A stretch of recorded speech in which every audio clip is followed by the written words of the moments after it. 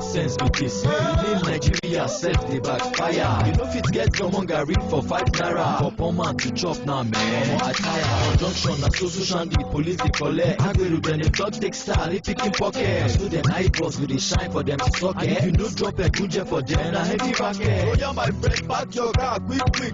Where your license or your 20 naira roger? I no send you if your papa na ex-soldier. Now my salary go make they use a grease shoulder. So I dropped money for 10 more policemen. Before I count 10, drop everything I earn. Even the small salary way I get from tribesmen. Now only God go punish all of them. Amen.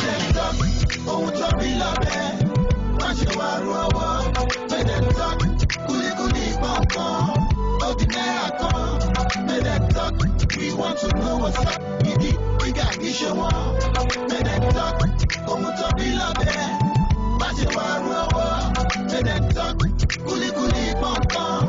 Ordinary come. Make them talk. We want to know what's up. We got this show on.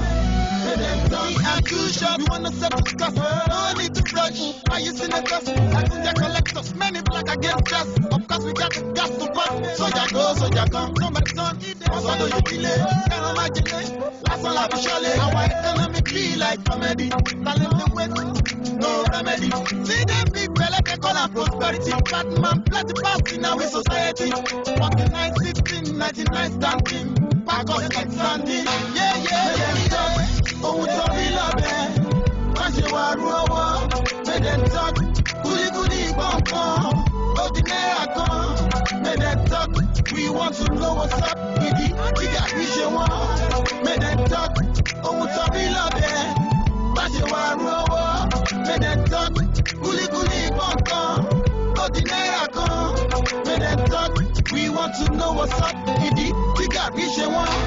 Make them talk. Goods plenty now like pure water.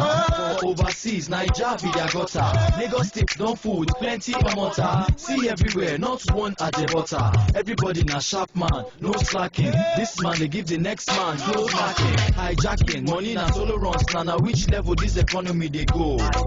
Serious issues go they lie inside coffin. If them discuss them, now very often. No gawking, omo na more talking. Go the tunes and nice and I run them. Oh, sorry, love it. But you are raw. Make them talk. Kuli, bum. Ordinary come. Make them talk. We want to know what's up. We got vision one. Make them talk. Oh, sorry, love it. But you are raw. Make them talk. Kuli, bum. Ordinary come. Make them talk. We want to know what's up. We got vision one. She let come. Make them talk. How it's been run.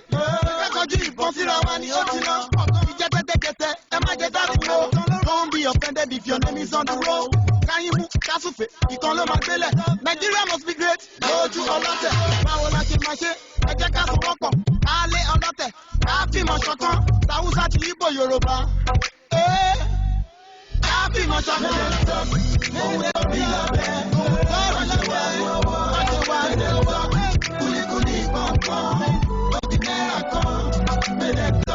We want to know what's up.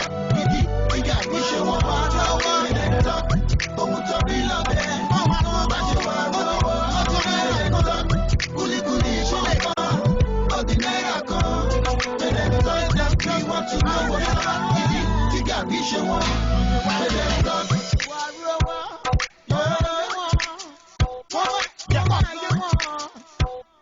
Let them say. Wow. Yes, Sally can it on the right.